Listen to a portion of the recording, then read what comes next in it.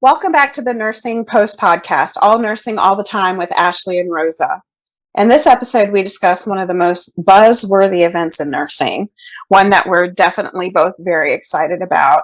It's the National Nurses March, and our goal is always to inform and spark conversation.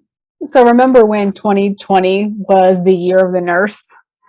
It's almost, we laugh now because it's sad to even think about. And this huge transition from nurses are heroes to, we're crap.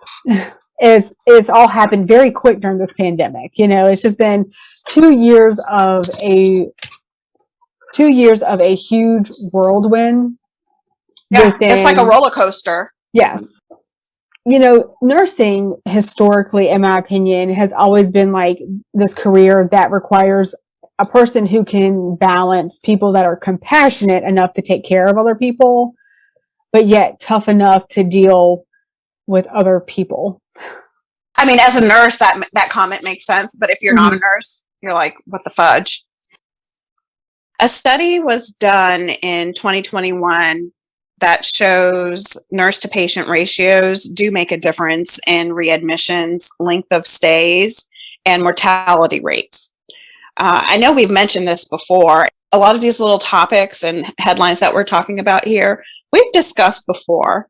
Mm-hmm. But the reason why we're discussing them again is because these are the topics that this March that's happening on May the 12th of 2022 at our nation's capital. Mm-hmm. These are the topics that they're addressing. Yeah. So we know, Ashley and I, as nurses, that these are things that have always been an issue. Mm-hmm. It's just now nurses are uniting for the same issues to bring awareness and attention and change to the situation. That's exactly right. And, one of the number one things has always been patient ratios. Mm-hmm. So mortality was significantly lower at the hospital with a patient to nurse intervention versus the comparison hospital. And readmission actually was higher than normal at the comparison hospital versus readmission remaining the same at the hospitals where the patient to nurse ratio was implemented. And during a 2-year period, the length of stay decreased in both hospital groups. However, it was more pronounced in the intervention hospital. And hospitals who implemented a patient to nurse ratio, decreasing 1 patient per nurse, reduced the mortality, the readmissions, and the length of stay. If I'm a patient, says a lot. Yeah. If I'm a patient, I'd want to be at the hospital where I'm less likely to be readmitted, that my length of stay is less, and my mortality is better. It makes sense. You have studies. These are proven facts. Mm-hmm. And we have to be realistic. Even during this pandemic, these people were coming in through emergency. These weren't scheduled procedures. These mm-hmm. patients were coming in emergency. And with COVID-19, I'm telling you, the pulmonary floor, the intensive care unit, they were hit hard, like very hard. They were overflown. They were creating other COVID areas in hospitals to accommodate the influx of patients. So with that, we were like, yeah, the nurse to patient ratio wasn't right before, but now we're talking about these critically severely ill patients. And you want me to take care of how many of these people, and how many of them are on vents, and how many of them need like life-saving attention, and you want me to take care of how many of them? 6, 10, 15, however many. Like, as a nurse, we know that's impossible. Somebody is not going to get the adequate and efficient care. Right. Well, what is it that they're saying? Most ICUs, they're saying shouldn't staff more than 2 patients per nurse. Step down unit should be no more than 3 to 4 patients per nurse, and med surg should be no more than 5 to 7 patients per nurse. And there were some ICU nurses that were taking care of, 4 and 5 patients. That's a lot of people that need almost one-on-one attention. It was so bad, and I didn't realize this until a couple of months ago.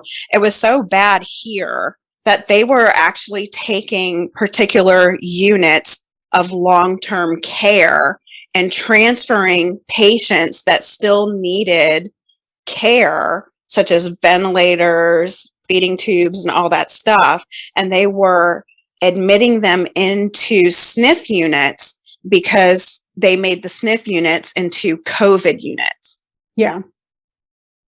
So not only were the long-term care and SNF nurses taking care of their regular load of patients, now they had their very own COVID unit on their SNF floor that they were also having to take care of. Right. Which blew my mind when I found that out. I was like, that's too much. That's what the fudge? No, because you already know. Yeah. You already know in SNF, you're always short-staffed. Yes. Like the nurses, someone always calls out.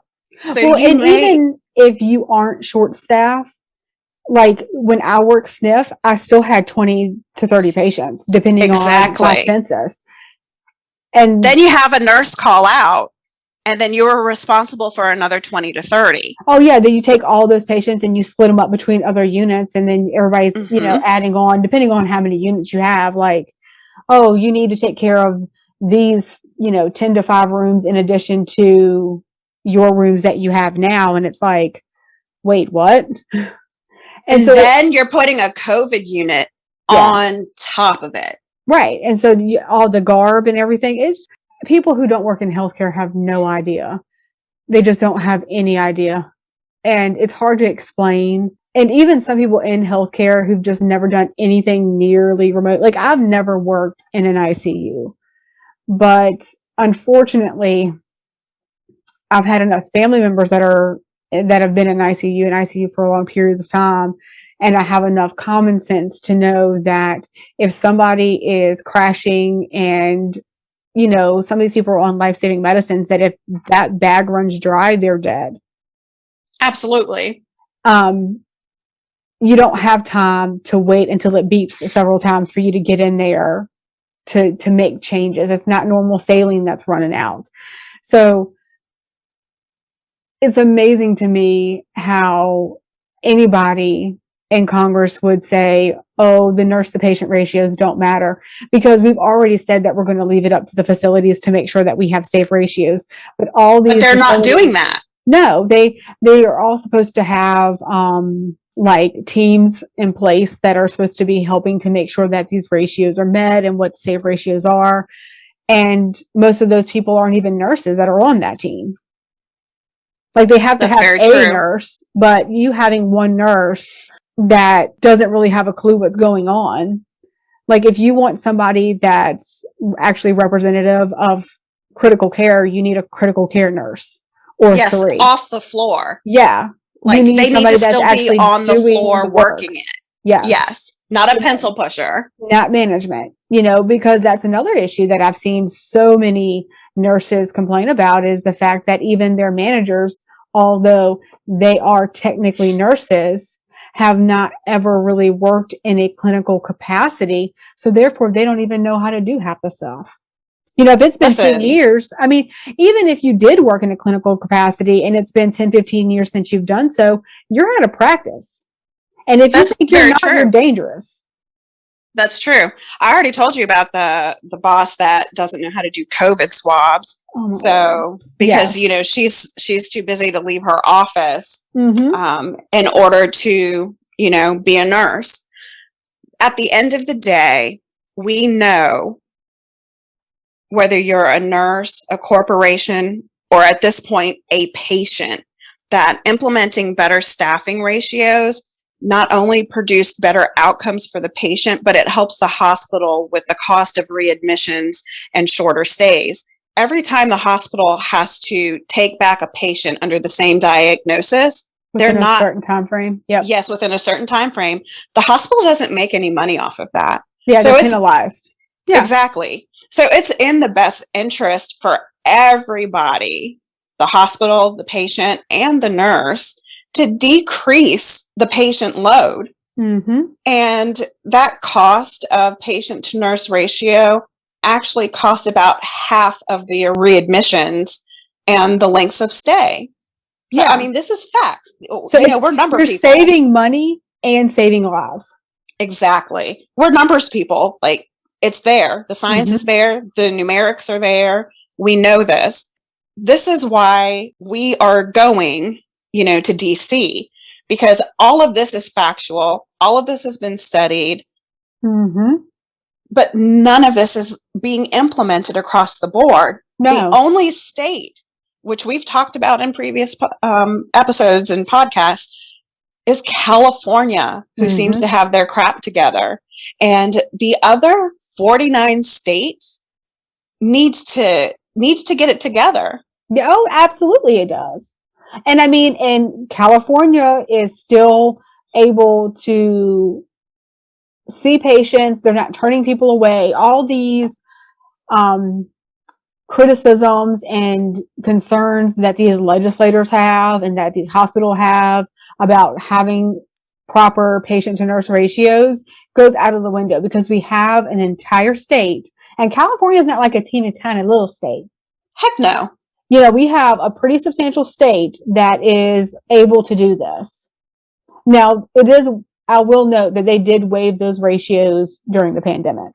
That's correct. However, the fact that they have statewide implemented it means that they were aware of the situation and did something to help correct it. Oh, yeah. And I mean, they have implemented this years ago. So it wasn't like they just implemented it and then took it out.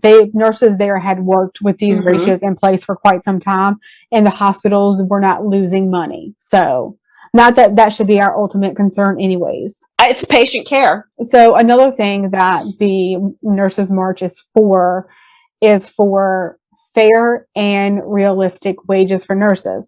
And this really comes from an proposal to cap wages for pretty much travel nurses. And now these legislators say, well, no, we're not capping the nurses. We're capping how much the agencies can make and what they can charge. This is a big buzz right now. If you go to social media, this is big buzz. This is big buzz. It's all over Twitter, all over Instagram, all over Facebook. This is big buzz right now. So, as a logical person, my thought process is, are these agencies taking advantage of the pandemic and raising rates? I mean, it's a supply and demand problem. I mean, if the same thing's happening with my hamburger meat that I'm picking up, but nobody's capping wages on that. Gasoline, nobody's capping that either. But it's a supply and demand. When there's not enough supply, or there's too much demand and not enough supply, prices go up. Vice versa. This is basic economy. Yeah, economics 101. Exactly. I'm like, well, that's kind of a supply and demand kind of thing. And quite honestly, there are plenty of places we could cut costs to pay nurses, like our executives and CEOs that are making millions of dollars in these hospitals. But even more so, my thought was, okay, our government is worried about agencies taking advantage of people during this pandemic, and that's just poor. It's just sad, Rosa. It's sad that they would take advantage. I mean, they've been taking advantage of the American people by allowing Big Pharma to control prices on medication. So, I mean, don't get me riled up. Well, speaking of Big Pharma, did a little Googling, and just with vaccines. I'm not talking about any oral therapies, any antivirals, steroids, nothing. Only the COVID vaccines am I talking about at this moment. I'm like, well, I wonder how much, Pfizer, biotech, Moderna, I wonder how their profits are looking. If they're taking advantage. I'm sure they are. They're Big Pharma. Because somebody's paying for these vaccines. Absolutely. So I'm like, let's see what they're making. This data is everywhere. They are making, these companies, about $1,000 profit every second. Every second. That is about $65,000 a minute, which is about $93.5 million a day. It's so crazy. A day, in one day. It's crazy. Like, you listen to a 30-minute podcast, they've already made hundreds of thousands of dollars. Mm-hmm. But the real problem is here, the nurses that are making $150 an hour. Are you fucking kidding me? Like, this is what irritates me, is our government is so quick to talk about these agencies. And I'm not saying these agencies aren't making money. They're making millions. They are. But you know what? The nurses who are working for the agencies, mm-hmm. don't you think they deserve that? Oh, I'm all for it. If you're a lot of to people travel, haven't even uproot yourself, get the crap. I mean, these travel nurses, they're not getting sunshine and rainbows when they walk into these places. A lot of them are treated poorly because the other nurses are mad that they're making more money.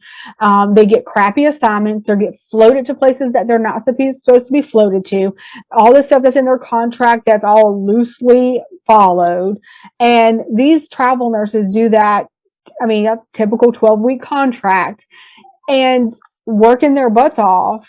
I don't have a problem with them making more money. I'm not willing to travel right now. I don't want to travel. I don't want to uproot myself from my family to go do that. But if I wanted to, I could. And you'd be damn right I want to get paid more. And you damn right I'm going to take the stipend for the hotel and the food. Exactly. And I was reading an article in which a travel nurse had actually caught COVID while she was on assignment. And because she caught COVID, she wasn't able to work because she was having signs and symptoms and she was struggling with it. That's COVID. Sometimes you're asymptomatic and sometimes, you're knocking on death's door, Yep. And remember, a lot of these people don't have medical benefits because these are temporary assignments. Exactly. So not only did she not get PTO or sick time, she didn't get her $150 an hour 8-hour shifts for the 2 weeks that she was out of work. Exactly. She had to eat that cost.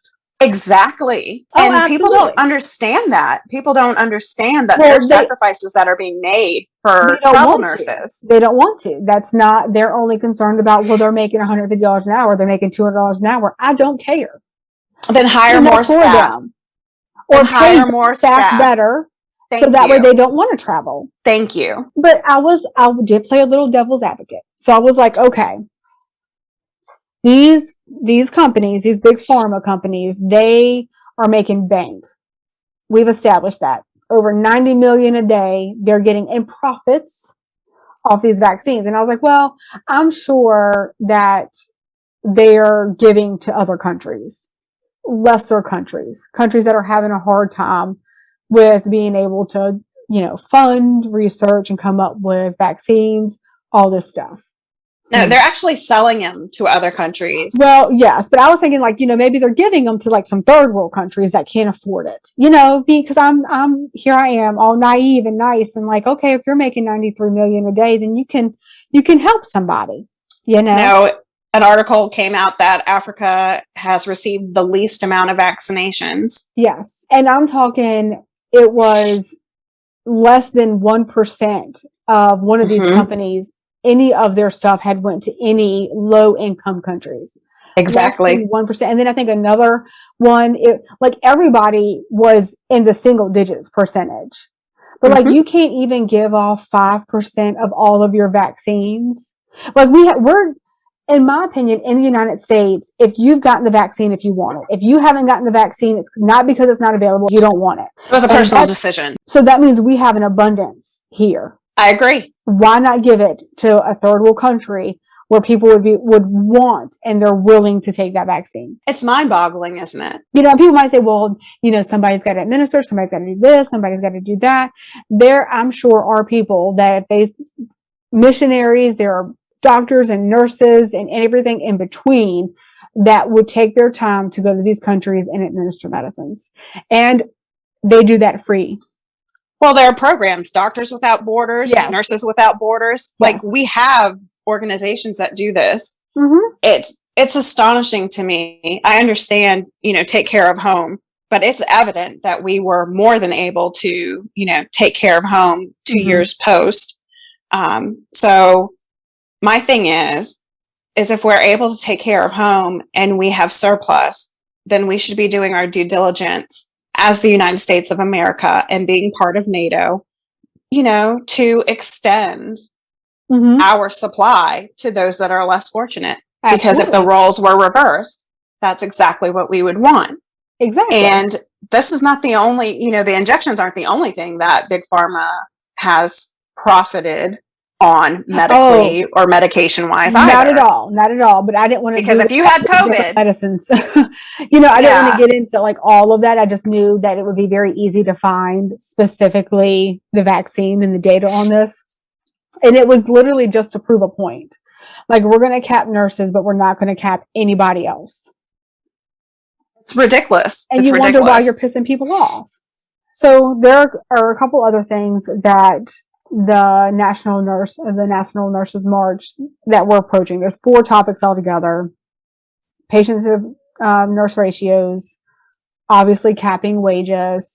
Another thing is racism against healthcare workers. Yeah, so I'll be honest and say there is a lot of research on this. We've done episodes about disparities, about inequalities.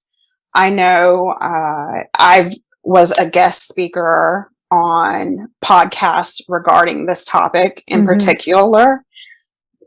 So I did not do research or numbers. I wanted to give kind of like my personal experience because I am a person that is, Black, Indigenous, and a person of color. And so I wanted to kind of give my point of view instead of just like pulling out numbers, because we do that a lot.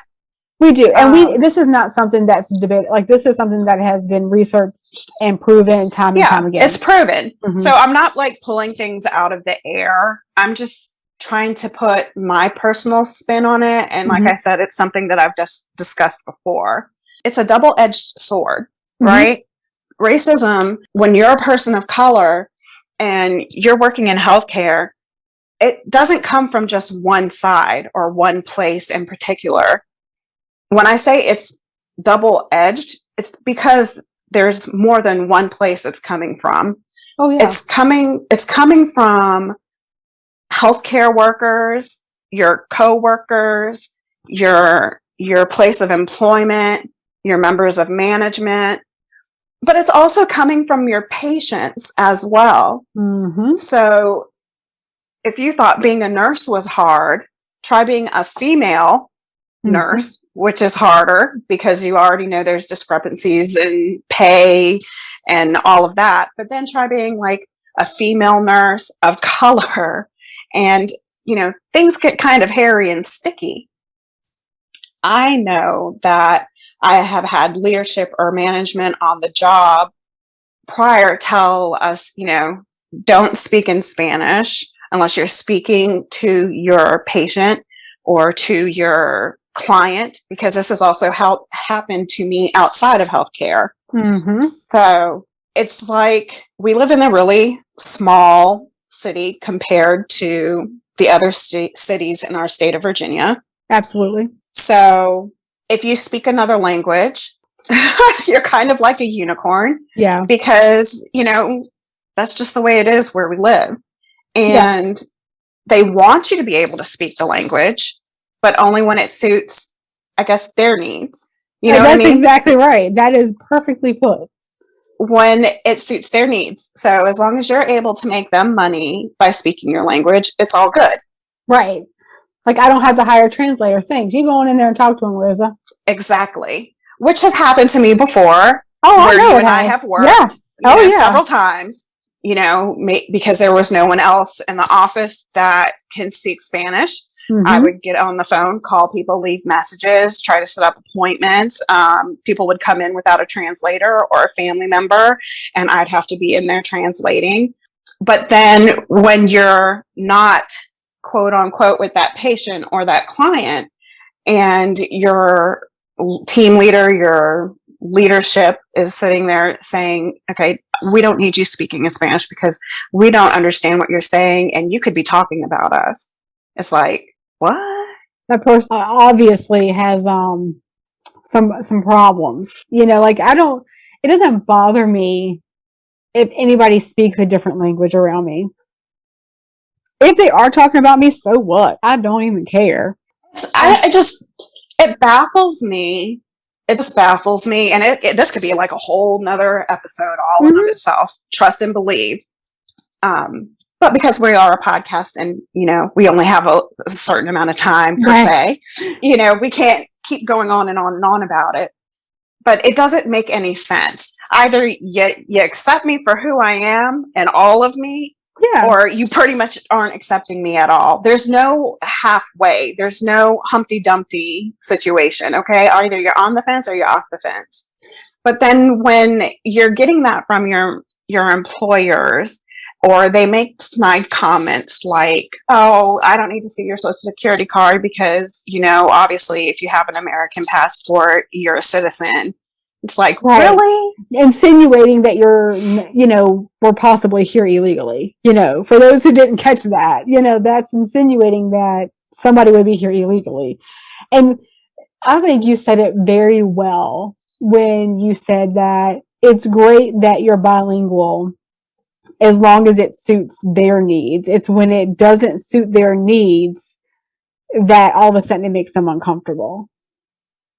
Crazy. It's a crazy process. And, you know, just as a caveat, if you have such a big issue with somebody, you know, speaking Spanish around you, how about just learn Spanish and then you'll know what they're saying? Thank you. I mean, that's just like, if I lived in a place that was saturated in a different language, I'd learn the language. I mean, and if you're in a place where you are around people that speak a different language a lot and that bothers you for whatever reason, well, I mean, I feel like you can find any damn thing on YouTube. Learn how to do it. Get you some, what's that app? Duolingo is a lap. Duolingo, yes. Yeah. I think it's free. Get yourself an app. Yes. So. Rosetta Stone. You know, something. Right. So, I mean, like, there's options. Like, you're only limited by your own small-mindedness, which we know people that are racist are small-minded, or at least that is my opinion, which I feel is correct. I would love to hope that it's just pure ignorance, but unfortunately that's, you know, it's not only ignorance, it's hate. Yes. And like I said, the disrespect doesn't only come from management, but it comes from patients as well. Mm-hmm. And I'm not going to call myself a mutt because that's doing myself an injustice. But I am Puerto Rican, and that does mean that, you know, I have European blood flowing through my veins. It does mean I have African blood flowing through my veins. It means I have, you know, native blood flowing through my veins and Spanish blood flowing through my veins. And some people might call that a mutt. Yeah, whatever. But it's, to me, yes, it's doing an injustice by saying that. I've told you so many stories when we were just working at Pulmonary together about what patients would say to me. It didn't come just from, you know, white patients. It didn't come from just Black patients. It came from everybody. Oh, and yeah. I think it's because we live in such a small town that people, unfortunately, here want to know. They'll say, what are you? Or where are you from? And some of them try to be slick about it and be like, your accent isn't quite from here. So where were you from before? And I'm not stupid. Like, I know what you're saying when you're asking that. Mm-hmm. And sometimes I'm, you know, depending on your approach, I don't mind sharing. I love to educate. Right. One of my favorite parts of nursing. Exactly. And I know what your intent is when you ask it. And I remember telling you the story when I was going in to give a patient a PFT. And they were asking me where I was from. And when I said, I'm Puerto Rican, I'm first gen American, and they were sitting there literally arguing me up and down, no, you're not, you're Mexican. And I don't have anything against Mexican people at all, but I'm like, that. How are you going to tell me what my heritage where is? I'm from? Yeah. And where my people are from. It's like that was a running joke for a while. It was, and I was like, what? At any given time, like one of us would be like, "Hey, what are you?" She's like, "I ain't Mexican." We're like, "Are you sure?" Nope. Oh my gosh! Or I remember when a Black patient came in and asked me whether I had a card, and me being the ignorant person was thinking, I don't have a green card. I don't need one, because usually that's the question I get asked is like, what foreign country are you from? And I'm like, I don't have a green card. I don't know what you're talking about. Yeah, I'm American. I'm first gen. I'm like, I'm American. I'm American Puerto Rican. There's a difference. I'm American Puerto Rican, not Puerto Rican American. You know what I'm saying? Right. And she's like, no, not your green card. Your Indian card. Your Native American card. And I was taken back because I didn't even know such a thing existed. So she educated me in that moment. But then I also felt bad because I was like, why do I need a card? You know what I mean? Well, she's like, very big into her Indian heritage. I know exactly who you're talking about. I know you do. And I was like, well, yes, I do have Native American. The island, has Taino Indians. Mm-hmm. However, because they're not considered American, we don't have cards.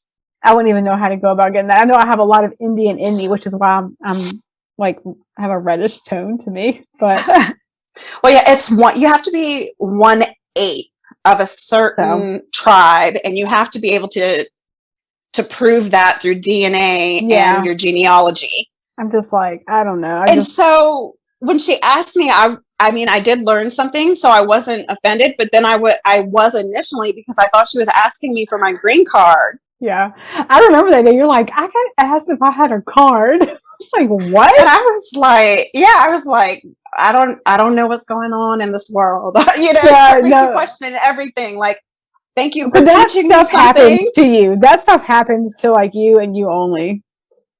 Well, I don't think I'm the only one. Sometimes it is malicious, and sometimes it's not. Sometimes it's just somebody genuinely kind of wanting to know, like maybe there's something in common there. Nobody in that little town just understands like Puerto Rican. Like, what's that?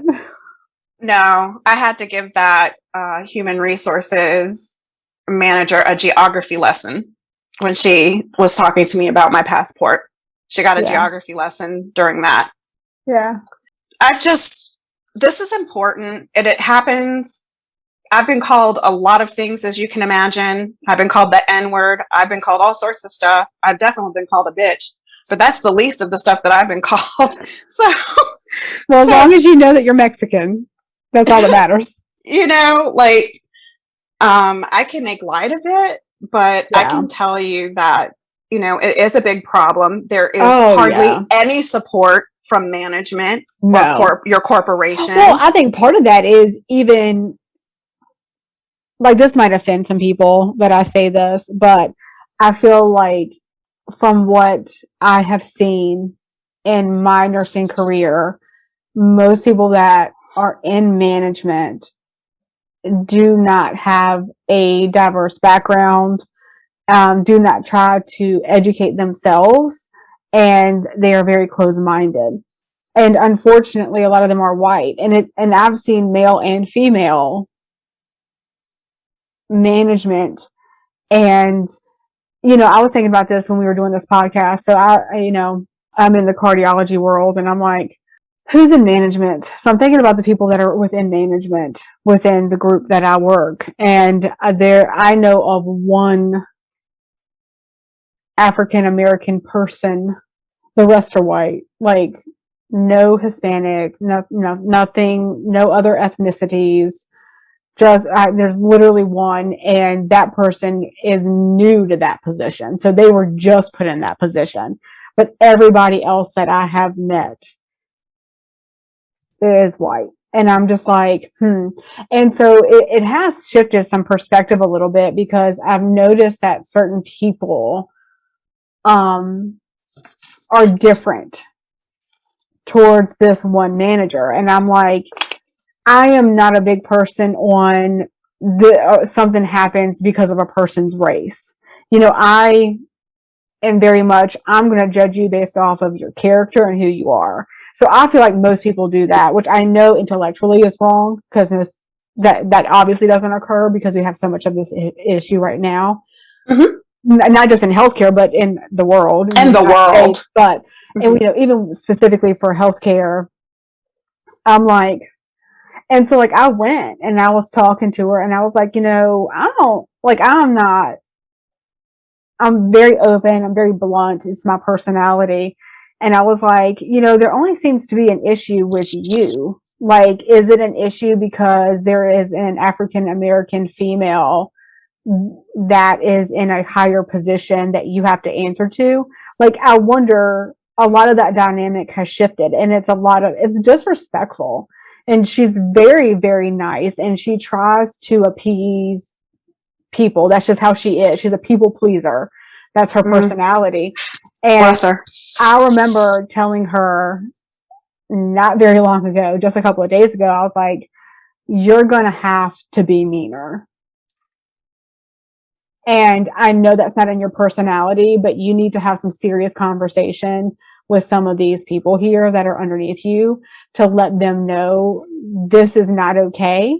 And it's going to get to a point to where I'm going to have to be a lot more strict because you guys aren't able to act like adults and follow simple rules because I'm nice and you're taking advantage of me. And it's very sad, and it's almost setting her up for failure. I can't speak for her. One, I'm not Black, I'm Puerto Rican, but I can tell you that African American women get the short end of the stick 99% of the time, because if they are assertive, then they're called aggressive, and it's not the same thing. Or they'll be labeled the angry Black woman, and it's not fair.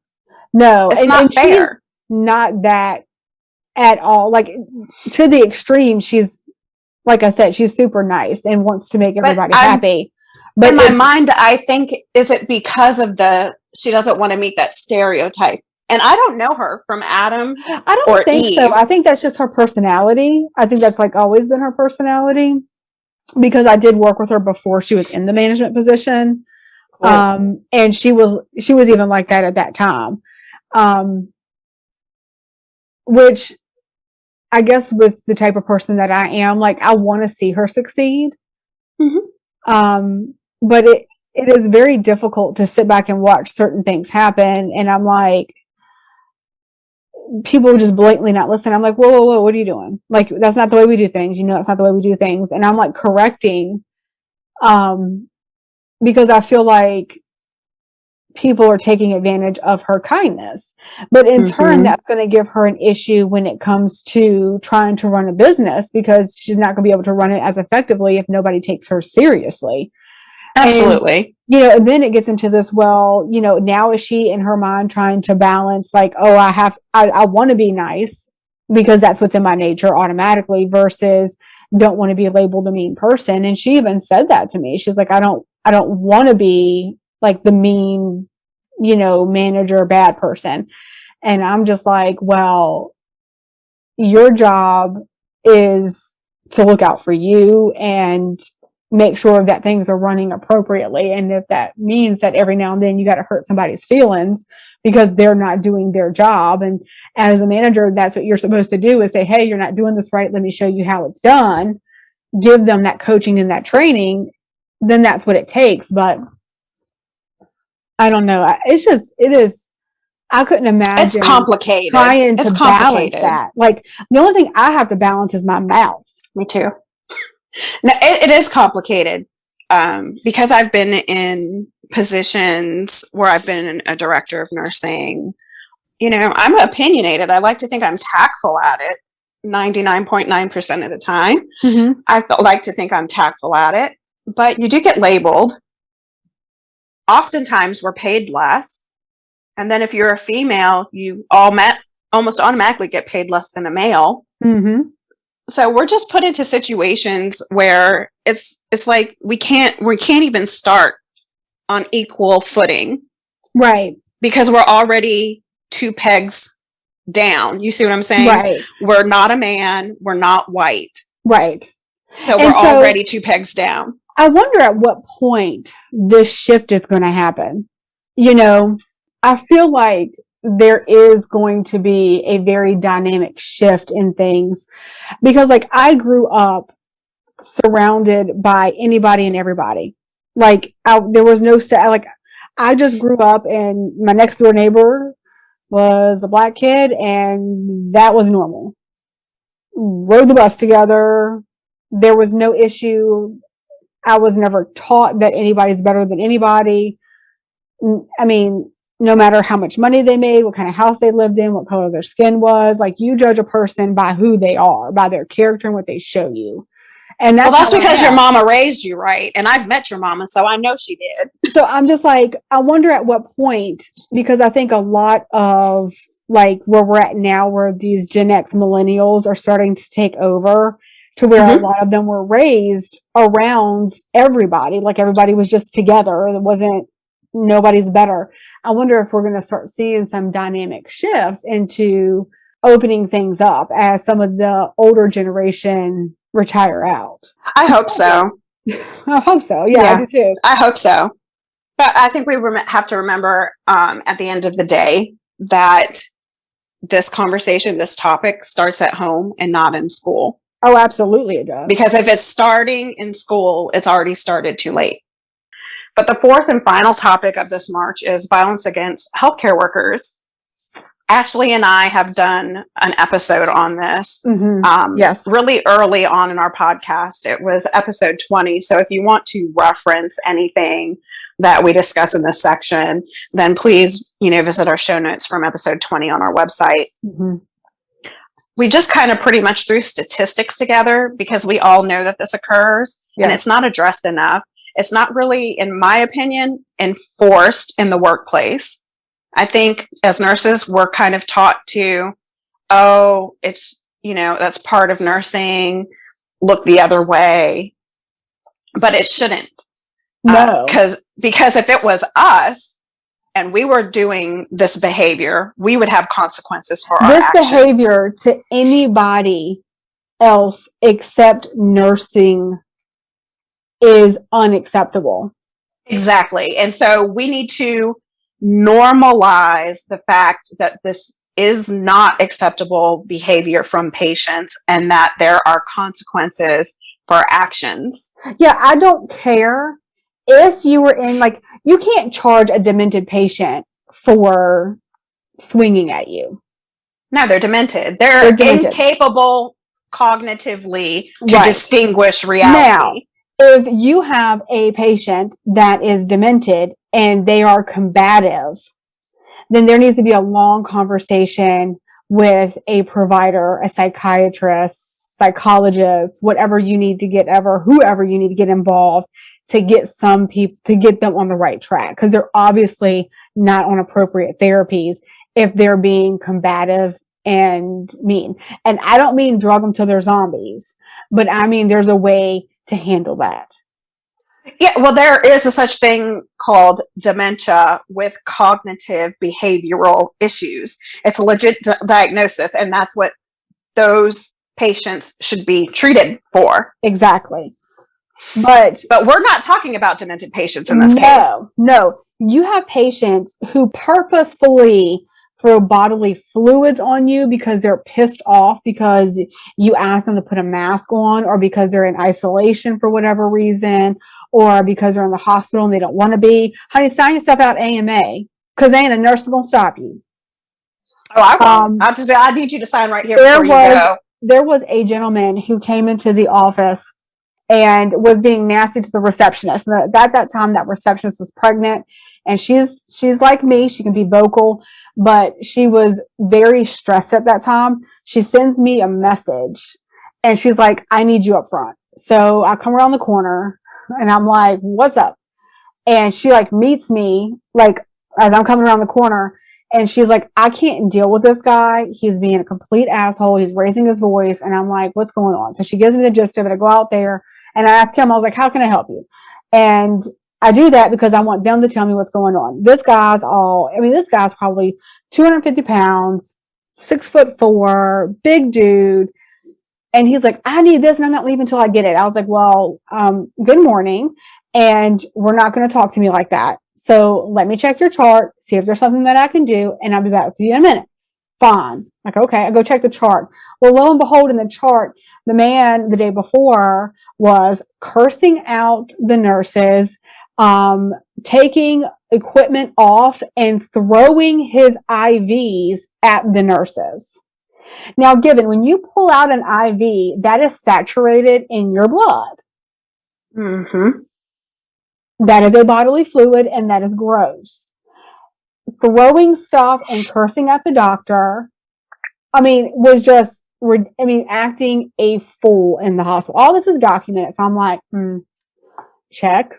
But honestly, if you're at the point where you are huffing and puffing and trying to intimidate people and acting a fool and acting an ass and throwing stuff, like, that's an assault charge for those people that were in the hospital. That you're taking your stuff off and throwing it at them and getting bodily fluids on them. Did they press charges? Oh, but did they press charges? I'm sure their manager was like, no, it's okay. He was having a bad day. But this guy is completely in his right mind. He's just a fucking asshole. No, he's just an ass. He's just an ass. But I'm telling you, 99%, they did not charge him.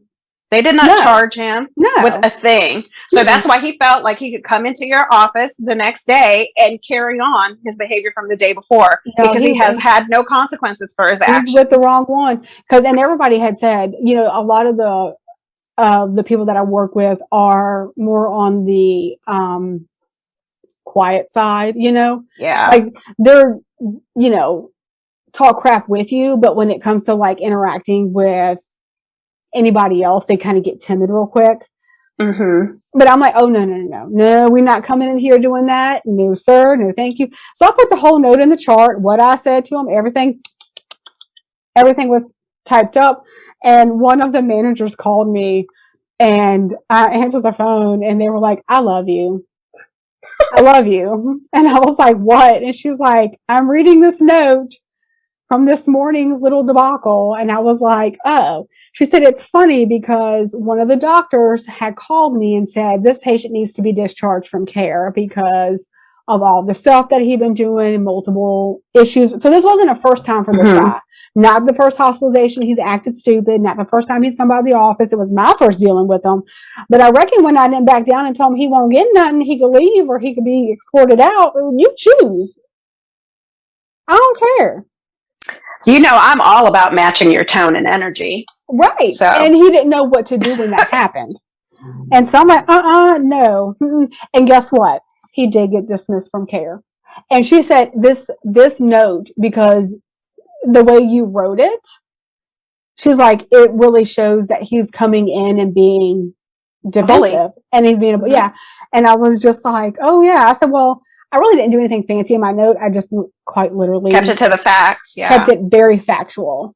He came in, he did these things, I said these things, this is what he was advised, and he left. That's the point. It's not okay. Mm-hmm. And here are the numbers to prove that it's not okay.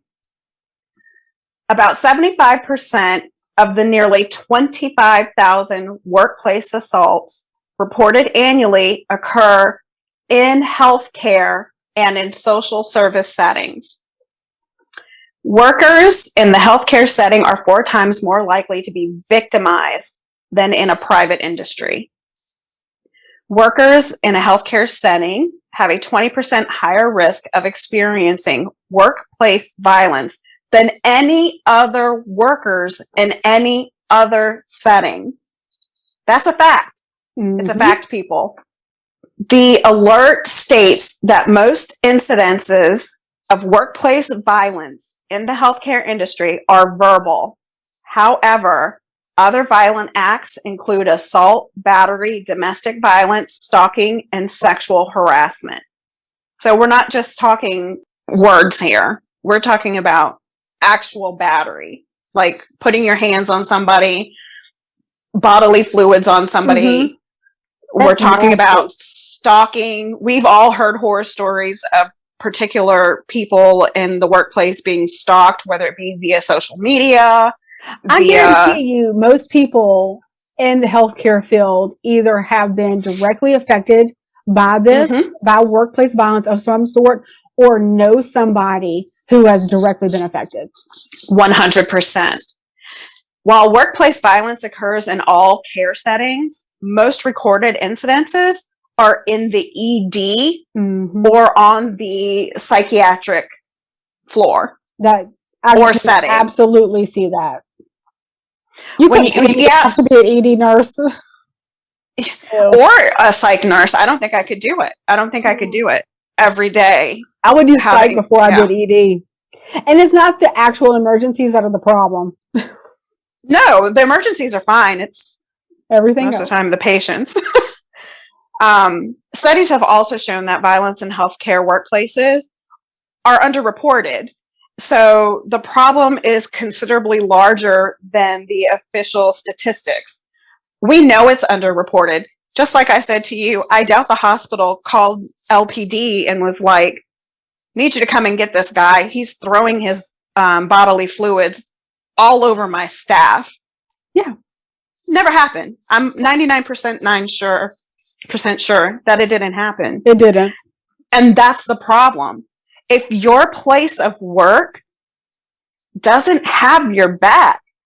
Well, no, it's, well, why didn't you do this? Why didn't you do this to de-escalate? Why didn't you do that to de-escalate? Like, I shouldn't have to be working to de-escalate a patient that is cognitively with it. I mean, I'm not arguing with a demented patient. And I'm not reasoning with a demented patient. There are ways to work with demented patients, and logic is not what, I mean, they're not in a mindset to logically think of anything. For God's sakes, if you ask them a yes or no question, 100% of the time they're going to say no. So you already know that there is no logic in that. So we're not talking about demented patients here. We're talking about cognitively. These are people that know what's going on. They're just acting up because they know that there's not any consequences for it, and they need to be charged. Like, you can still receive care. It will not be from this nurse because you've assaulted them in some way, shape, or form, whether that's verbal or physical. And now you get a charge pressed. Do that. That's the problem. We don't charge enough. They will get their stuff together. But the hospitals don't want to do that. Oh, they don't want to get anybody involved. They don't want to get the police involved. They don't want to get this involved. Why not? Well, OSHA says that a comprehensive workplace violence prevention and training program is needed. But we haven't seen that type of training here in our city. And I know you and I have both worked in SNF. We've worked in the office. You know, it doesn't happen. It doesn't happen here. And the fact that, you know, corporations, hospitals, offices, you have to have your nurses' backs. Like if a disgruntled, it shouldn't have been you, in other words, that had to address that patient. It should have been the office manager that was out there, you know, addressing that patient and saying, this is unacceptable behavior. We will not continue to be abused by you. And if it continues to exist and happen, 1, you'll be discharged, and 2, we'll press charges. Well, and the thing of it is I think that they're so worried about getting sued. Like, you know something, what are you going to do? Sue me because I don't have a piece of paper ready for you that you walked in and demanded? Like, my life doesn't revolve around you. And that piece of paper is not going to make or break you. And it's not going to kill you or keep you alive. Sorry. These 4 topics here, they're huge. That the National Nurses March is trying to bring to the forefront, they're huge issues. You know, and everybody thinks that the word union is a bad thing. But look what nurses are having to deal with on a daily basis. Well, and if your employer doesn't have your back, who's supposed to have your back? No. The thing of it is there are very simple solutions to these problems. There are very simple solutions to these problems. The first thing you have to do, like any problem, is recognize that you have one. Yeah, you can't be in denial, that's for sure.